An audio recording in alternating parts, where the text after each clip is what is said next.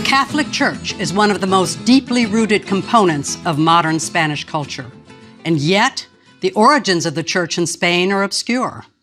The Apostle Paul indicated that he planned to go to Hispania after he left Rome, as he wrote in his letter to the Romans, "I hope to see you in passing as I go to Spain and to be sped on my journey there by you." While this letter shows how Christians in far Jerusalem knew of Spain, there is no evidence that Paul ever got there. More than likely, he was killed in Rome. There's also a tradition that Peter and Paul in Rome consecrated 7 bishops to go and preach to the people in Spain, but there's no evidence for that either. Even the long tradition of the Apostle James, Santiago, in Spain comes from the 9th century, so I'll talk about that later. No, the origins of Christianity in Spain can be traced to small groups of anonymous Jews who followed Christ as they fled Jerusalem and traveled throughout the Mediterranean world. Part of the reason it's difficult to identify when Christians arrived in Spain is that people didn't use the word Christian until well over 100 years after the death of Christ. Most people who followed Christ thought of themselves as a branch of Judaism. One of the first written instances of the term comes from the Roman historian Tacitus in 115. He explained that the word Christianos originated from the name Christos, who had been executed under Pontius Pilate. Tacitus was describing the persecution of Christians, not Jews, under Nero in 64, when the emperor used Christians as scapegoats for the Great Fire in Rome. At this point, Christians began to be seen as separate from Jews, but the early history of the movement of Christians before 100 had been linked to a Jewish diaspora.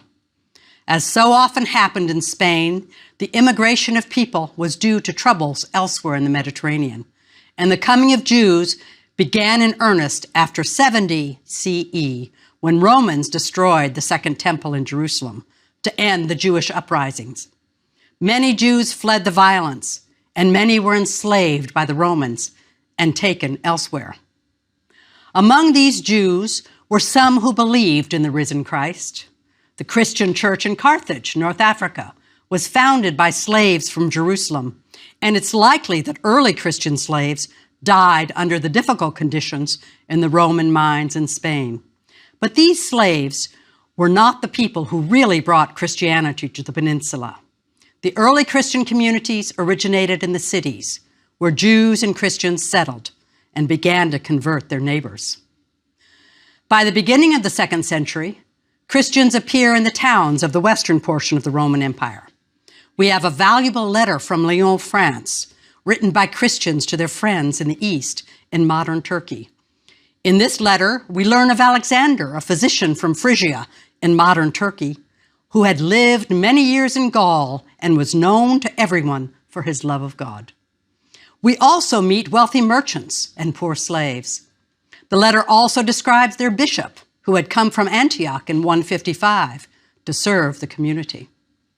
The letter also shows that the Christian community was diverse. Some Christians continued to follow Jewish practices in diet and circumcision, and others believed in Gnosticism, an alternative to Orthodox Christianity that divided the early church. We can expect that the Hispano-Roman towns that had grown prosperous with trade also drew these varied Christians. We do know that in about 200, the North African writer Tertullian claimed that there were Christians all over Spain.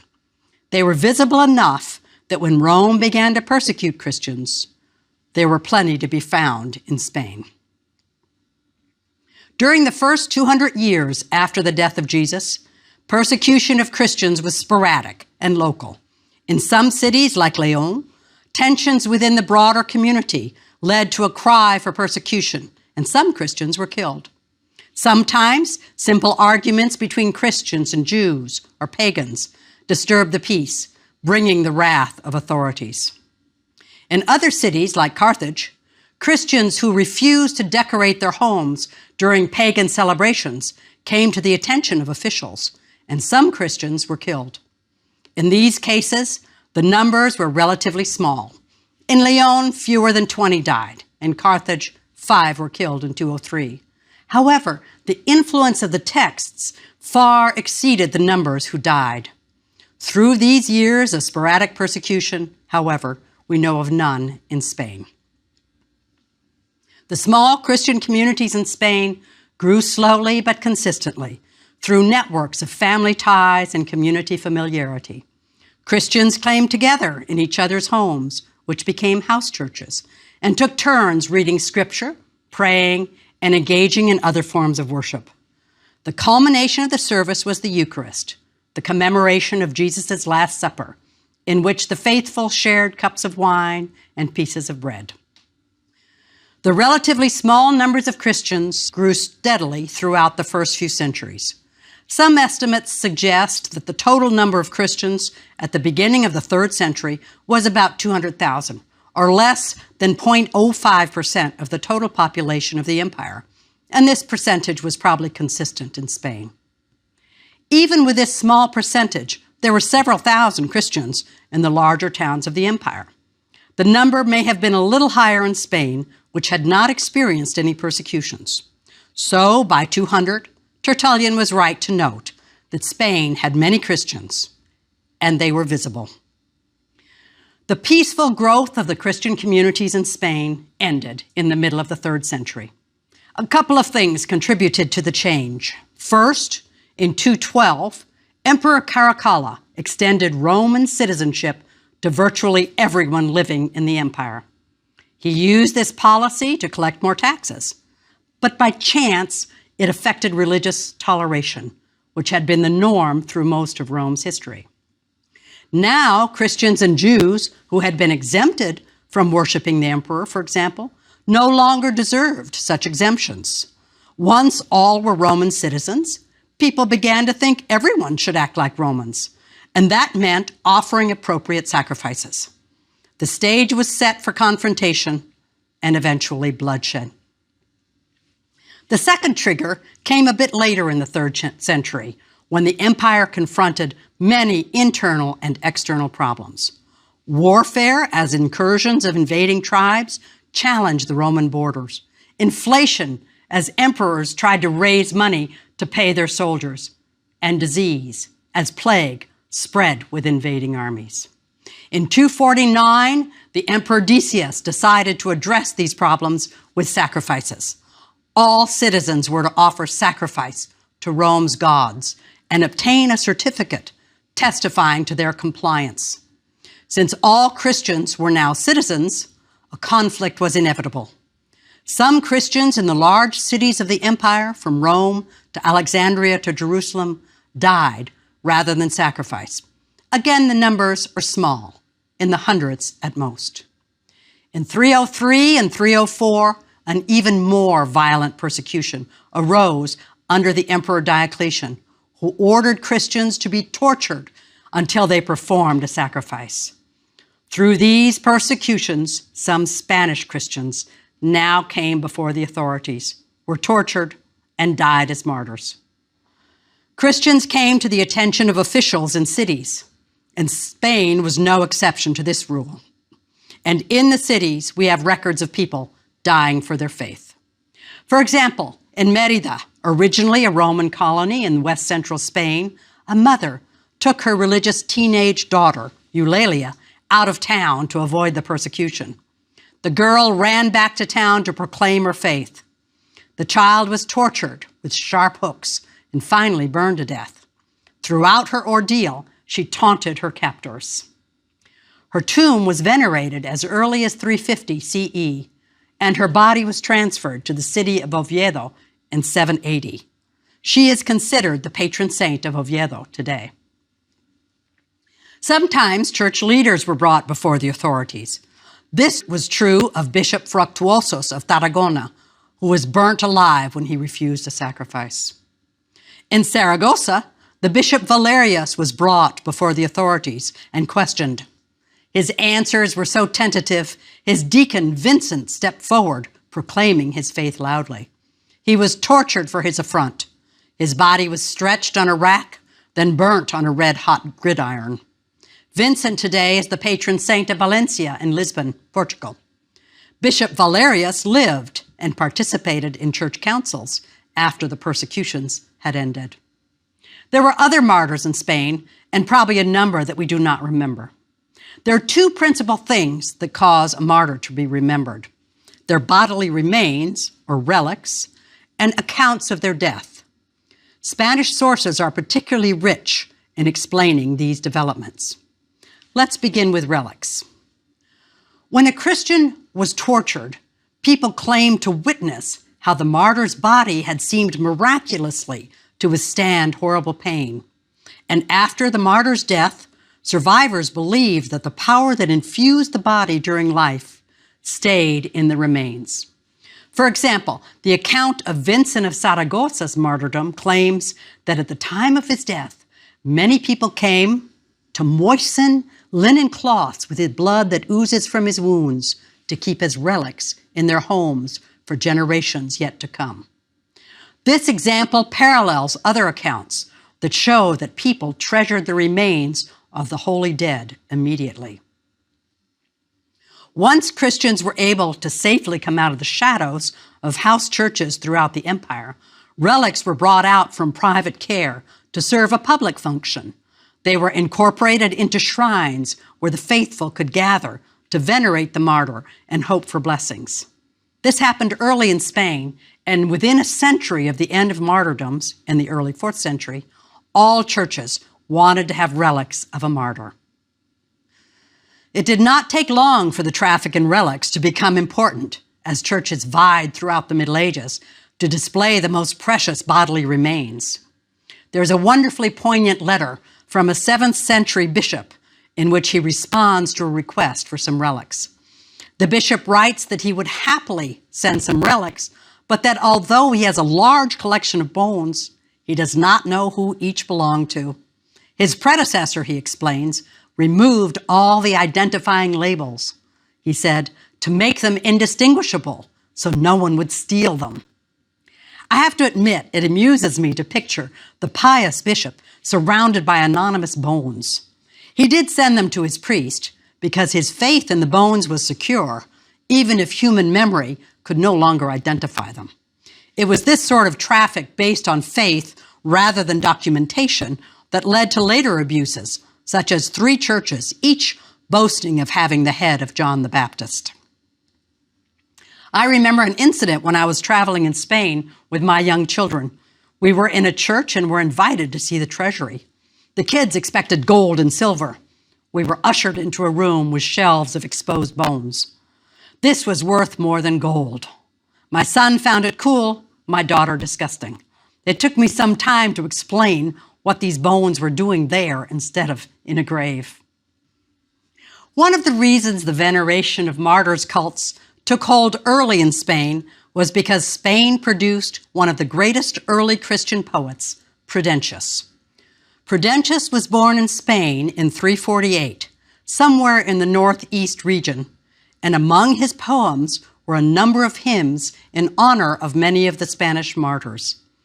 These hymns were meant to be sung in church, which enhanced the reputation of the martyrs. Furthermore, Prudentius's lines promised the martyrs continued blessings on Spain. For example, he writes of Eulalia of Merida, "Thus we shall honor her relics enshrined, here in this altar raised up in her name. She at the foot of God's heavenly throne, touched by our prayers and melodious hymns, graciously smiles on her people below." Here we can begin to see why the roots of Spain's religious passion run very deep, to the earliest years of Christian expansion. As some of the faithful died, others remembered their sacrifice, and a Spanish poet memorialized them. But the age of martyrs did not last forever. After Diocletian's efforts at torturing Christians into worshiping old gods failed, Christianity became established. How did that happen? In 312, the Roman Emperor Constantine had a vision. The evening before a battle, he saw a cross in the sky with the writing, "By this sign conquer."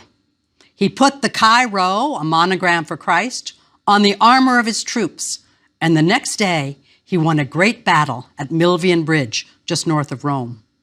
With that victory, Constantine secured sole power in the West, and he acknowledged his debt to Christ. Was he politically motivated, or was this a deep act of faith? This argument has extended into the modern era, but for the ancient world, it's a false distinction. His Christian mother probably influenced him, and his policies convinced him that God was on his side. In the next year, he signed the Edict of Milan that proclaimed toleration toward Christians throughout the empire. The age of martyrs was over.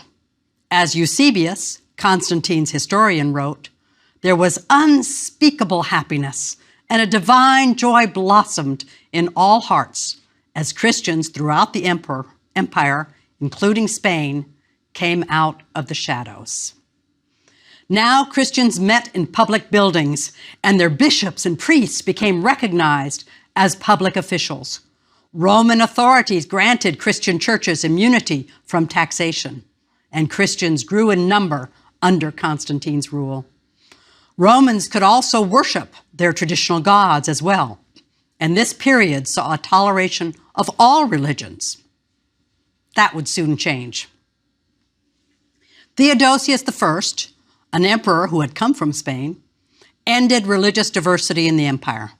In 380, he issued a law that changed the Roman Empire and subsequent Western history by decreeing that everyone in the Roman Empire, as he wrote, shall practice that religion which the divine Peter the Apostle transmitted to the Romans.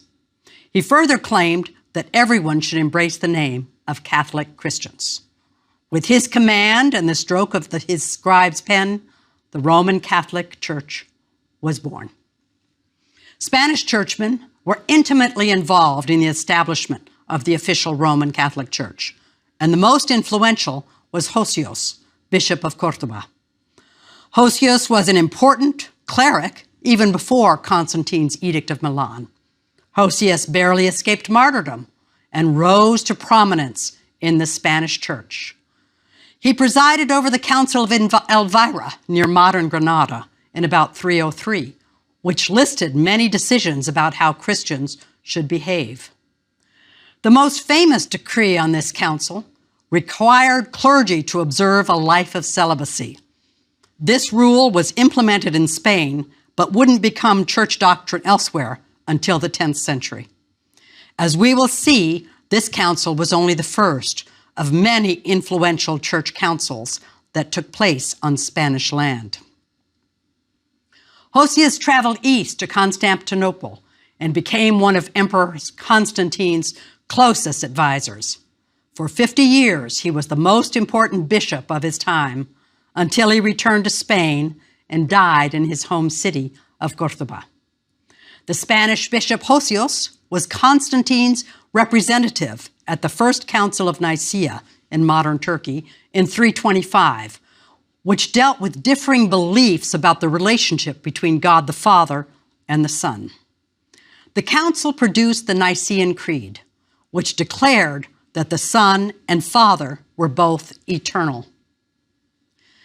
This decision offended followers of the priest Arius, who believed that the Son was separate from the Father and didn't exist before the Nativity. His followers continued the dissent and came to be called Arians. As we will see in the next lecture, Arianism would enter Spain, continuing the controversy there. Like elsewhere in the empire, the Spanish church organized itself in accordance with Rome's political structure. For example, in the 4th century, the Roman emperors divided Spain into 5 administrative units called dioceses. Christians kept the same organization, placing a bishop in charge of each diocese with priests accountable to each bishop. When the Roman Empire fell in the late 5th century, the Christian structure remained, and bishops in the Catholic Church still preside over dioceses today. While everyone was nominally Christian after Theodosius's edict, that doesn't mean everyone worshiped in the same way. We have a valuable sermon written in the early 6th century by Martin, Bishop of Braga, that describes the practices of rural Christians in Galicia. Braga was the capital of the Roman province of Galicia, though today it's in northern Portugal. In his sermon on the correction of the rustics, Martin described the persistence of what he called idolatry, as rural people worshipped springs and mountains as they had done for generations. Of course, these were the same Celtiberians who had resisted Romanization, and they resisted Christianity too.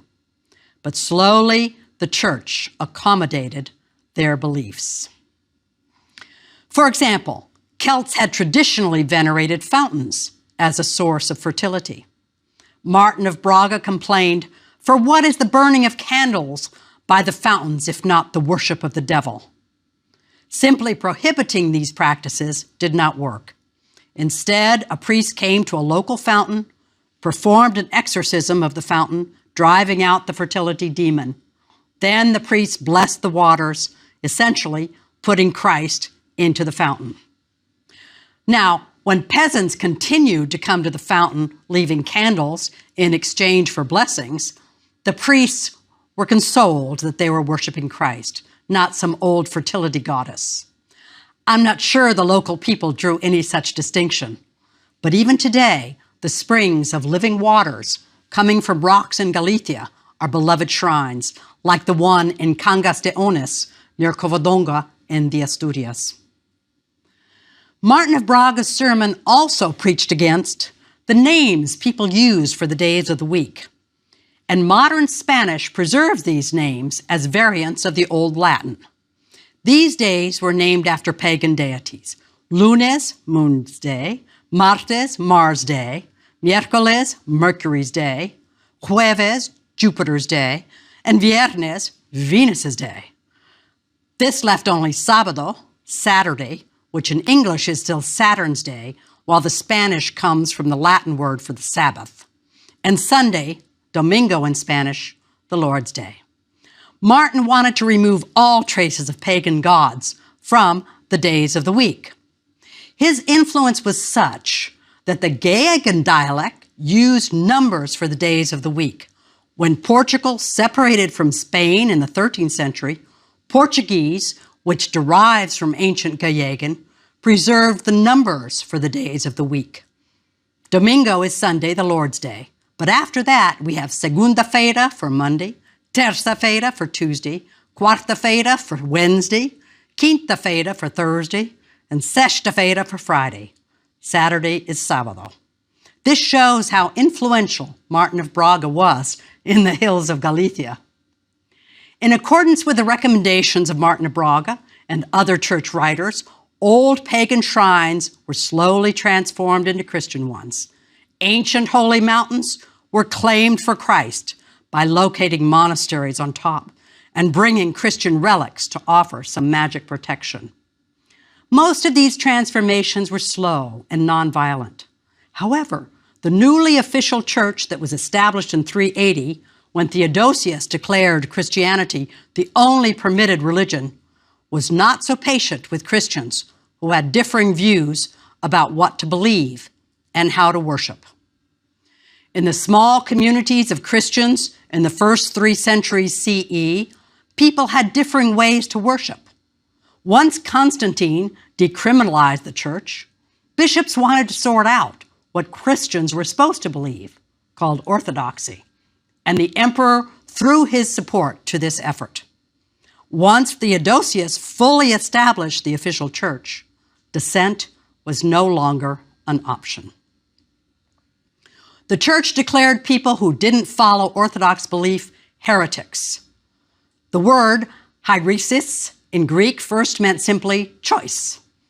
And in the early church, heretics were people who chose to believe differing interpretations of Jesus' message. By the 2nd century, the word heretic was a vile insult.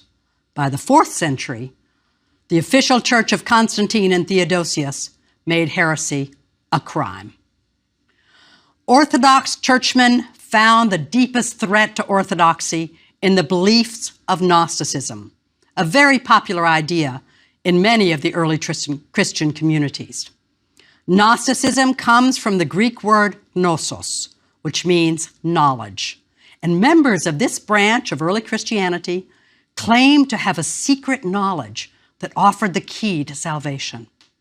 Gnosticism is a complex series of beliefs, but at its core, it believes that the world was created by an evil god, the demiurge. And in the course of creation, bits of the higher God were entrapped in this world. For the Gnostics, then, salvation involved helping the imprisoned eternal spirit escape the body and leave this material world. Christian Gnostics believed that human spirits had been caught in an endless cycle of rebirth until a heavenly messenger came to reveal the secret knowledge that let their spirits return to their heavenly home. Christ was that messenger. Gnostics promised salvation and holiness through prayer and self-awareness, not through a church of priests and bishops. They also did not respect martyrdom, seeing no gain in torturing the flesh that's only a temporary garment for the soul within. As you can imagine, the newly established church had no patience with these beliefs, and they were well entrenched in parts of the Spanish church. In fact, Spain has the distinction of producing the first Christian heretic to be killed for his beliefs, Priscillian, the Gnostic priest. Priscillian was a man of considerable charisma from Galicia, who had studied magical arts from his youth. Priscillian was a wealthy man, curious about everything, and the sources say he was bold, restless, eloquent, and learned. Then Priscillian came into contact with a traveler from the East who taught him the secret knowledge of the Gnostics. Armed with this wisdom and purported magical skill, he made his reputation wandering and preaching. He had a large following, even of women, with whom he prayed nude in the night. An Orthodox chronicler wrote, "Women who were fond of novelties and of an unstable faith, as well as a prurient curiosity in all things, flocked to him in crowds." In 380, at the height of his popularity, Priscillian became the Bishop of Avila, but he continued to urge followers to pursue their private quest for knowledge by withdrawing into the hills and other rural retreats. The result of this practice was that Priscillianism became entrenched in Galicia's hills, and even after Priscillian's death, the Bishop of Astorga and the Bishop of Braga were avowed Priscillianists. Priscillian did not intend for his beliefs to remain in the shadows of the hills of Galicia. Instead, he went to Rome to appeal to the Pope to accept his beliefs. He had such confidence in his own eloquence and learning that he was sure he could convince the Pope. But Pope Damasus I would not even see him. Priscillian returned to Spain, where his enemies were gaining strength. Two influential Spanish bishops, Hyginus of Córdoba and Hydatus of Merida, appealed to bishops elsewhere to bring Priscillian to trial in front of a council of bishops across the border in Bordeaux, France. Priscillian apparently believed he would not do well in Bordeaux and demanded to be tried in Trier, in Germany on the Mosel River near Luxembourg. A new Roman emperor, Maximus, was in Trier, and Priscillian believed he could persuade the emperor easier than he could other bishops. He was wrong. The emperor found Priscillian guilty of sorcery and Gnosticism and had him and two followers executed in Trier. Then, as the chronicler recorded, the bodies of those who had been put to death were conveyed to Spain, and their funerals were celebrated with great pomp. It came to be thought the highest exercise of religion to swear by Priscillian, an act intended to honor the bishop.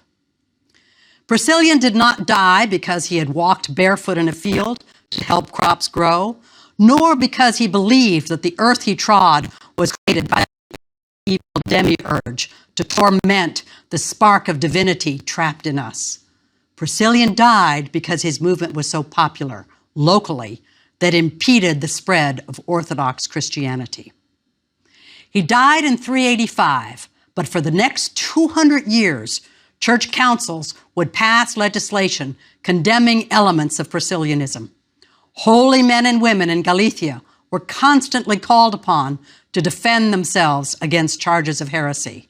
As the Gallegan holy man, Bacchiarius complained, "For the fault of one man, the whole province is anathematized."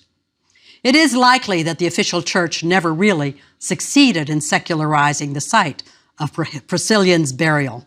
Deep in the hills, people continue to remember the site of the tomb of a popular holy man.